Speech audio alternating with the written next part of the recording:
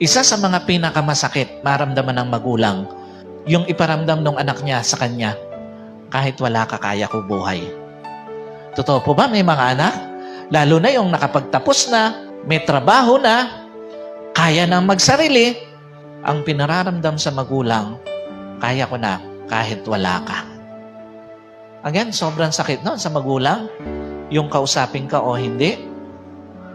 Yung hindi man lang maino ang mga magulang doon sa mga gagawing desisyon. Sino po aminado? Bilang anak, may mga desisyon tayong nagawa na hindi natin na i-consider yung sasabihin ng magulang natin. Totoo po ba nangyayari yun? Lalo na yung mga may trabaho na, yung mga nakapagtapos na, yung bahagya ng umaangat sa lupa. Ibig sabihin, yung medyo kaya-kaya na buhay, may mga desisyon, di man lang natatanong ang kanilang magulang.